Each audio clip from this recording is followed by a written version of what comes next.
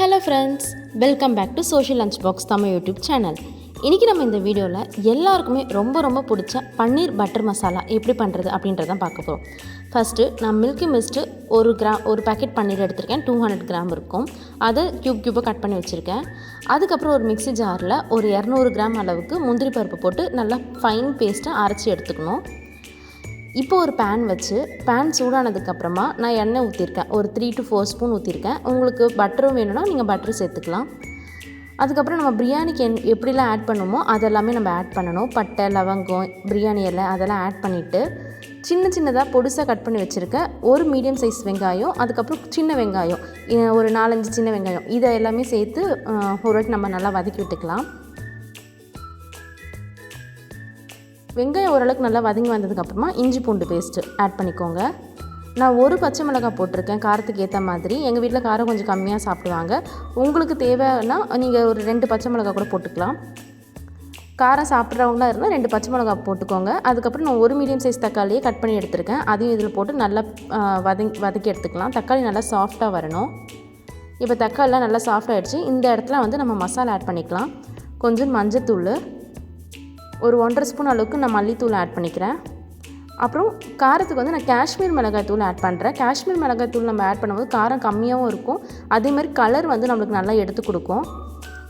அந்த காஷ்மீர் மிளகாய் தூள் வந்து நான் ஒரு 2 ஸ்பூன் ஆட் பண்ணிக்கிறேன். இப்போ எல்லாத்தையும் ஒரு சேர நல்லா வதக்கி விட்டுக்கலாம். இப்போ எல்லாத்தையும் ஒரு நல்லா வதக்கி விட்டதுக்கப்புறமா கொஞ்சமாக தண்ணி விட்டுக்கோங்க. தண்ணி வந்து ரொம்ப கம்மியாகவும் இல்லாமல் ரொம்ப ஜாஸ்தியாகவும் இல்லாமல் ஒரு கொஞ்சம் மீடியமாக உங்களுக்கு தேவைப்படுற அளவுக்கு நீங்கள் தண்ணி ஊற்றிக்கோங்க. ஏன்னா நம்ம வந்து முந்திரி பருப்பு அரைச்சி வச்சுருக்கோம் இல்லையா, அதை ஆட் பண்ணும்போது நல்லா திக் கன்சிஸ்டன்சியில் வந்துடும். ஸோ அதுக்கேற்ற மாதிரி தண்ணி ஊற்றிக்கோங்க. அப்புறம் உப்பு போட்டு தட்டு போட்டு ஒரு 2 to 3 நிமிஷத்துக்கு நல்லா கொதிக்க விட்டுக்கோங்க. இப்போ பாருங்கள் 3 நிமிஷம் ஆகிடுச்சு, நல்லா கொதித்து வந்திருக்கு. இந்த ஸ்டேஜில் வந்து நம்ம அரைச்சி வச்சுருக்கோம் இல்லையா அந்த முந்திரி பருப்பு, அதை வந்து அந்த பேஸ்ட் நம்ம இதில் ஆட் பண்ணிக்கிறோம். இப்போ இந்த பேஸ்ட்டை நம்ம ஆட் பண்ணதுக்கப்புறம் ஒரு வாட்டி நல்லா மிக்ஸ் பண்ணிவிட்டு திருப்பி தட்டு போட்டு மூடி விட்டுருங்க. மூடி விட்டுட்டு ஒரு மீடியம் ஃப்ளேமில் அடுப்பை வச்சுருங்க. இப்போ இது நல்லா வேகட்டும். அதுக்குள்ளே பார்த்தீங்கன்னா நம்ம கஸ்தூரி மேத்தி வந்து நீங்கள் அப்படியே கையில் நசுக்கி போடாமல் இந்த மாதிரி லைட்டாக சூடு பண்ணிக்கோங்க, வறுத்து எடுத்துக்கோங்க. வறுத்துட்டு நீங்கள் கையிலேயே பொடி பண்ணிங்கன்னா நல்லா நைஸாக வரும்.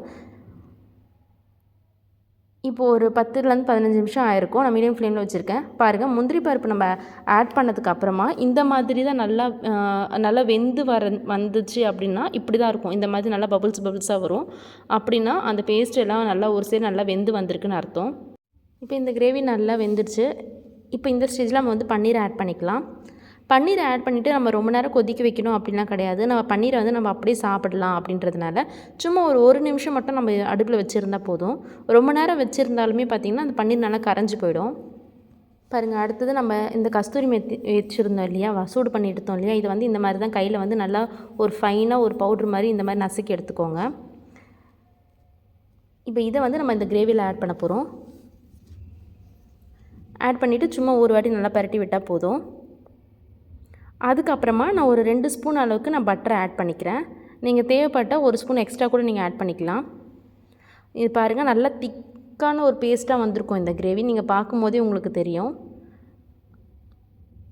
நம்ம எவ்வளோ அந்த கேஷ்யூநட் அந்த ஃபைன் பேஸ்ட் நம்ம ஆட் பண்ணுறோமோ அந்தளவுக்கு நல்லா திக் கன்சிஸ்டன்சியில் நம்மளுக்கு வந்துடும். நம்ம பட்டரை ஆட் பண்ணிவிட்டு சும்மா ஒரு வாட்டி இந்த மாதிரி நல்லா பரட்டி எடுத்துக்கோங்க. ஒரு நிமிஷத்துக்கு நல்லா பரட்டினதுக்கப்புறமா அடுப்பு ஆஃப் பண்ணிவிடுங்க. ஆஃப் பண்ணிவிட்டு ஃப்ரெஷ் க்ரீம் இருக்கும், அந்த ஃப்ரெஷ் க்ரீமை வந்து இந்த மாதிரி ஊற்றிக்கோங்க. நீங்கள் அடுப்பை ஆஃப் பண்ணிவிட்டு தான் ஃப்ரெஷ் க்ரீம் ஊற்றணும். அப்படி இல்லை நீங்கள் அடுப்பை ஆனில் வச்சுட்டு நீங்கள் ஃப்ரெஷ் க்ரீம் ஊற்றுனீங்கன்னா அதோட டேஸ்ட்டே மாறிடும். லாஸ்ட்டில் கொத்தமல்லியை போட்டு எல்லாேருக்கும் சர்வ் பண்ண ஆரம்பிச்சிடலாம். இவ்வளோ தான் பன்னீர் பட்டர் மசாலா. ஈஸியான ரெசிபி, எல்லாருக்குமே ரொம்ப பிடிக்கும். சப்பாத்தி எல்லாருக்குமே பிடிக்கும். நம்ம வெஜ் பிரியாணி இந்த மாதிரிலாம் பண்ணால் அதுக்கும் நம்ம சைட் டிஷ்ஷாக வச்சு சாப்பிடலாம். ஸோ வீட்டில் செஞ்சு பாருங்கள். செஞ்சு பார்த்துட்டு எப்படி இருக்குது அப்படின்றத எனக்கு கமெண்ட்டில் மறக்காமல் சொல்லுங்கள். இந்த ரெசிபி செஞ்சு உங்களுக்கு பிடிச்சிருந்தது அப்படின்னா எனக்கு சேனலை மறக்காமல் சப்ஸ்கிரைப் பண்ணிக்கோங்க. நெக்ஸ்ட்டு வேறு ஒரு டிஷ்ஷோட பார்க்கலாம். அது இருக்கும். Bye bye.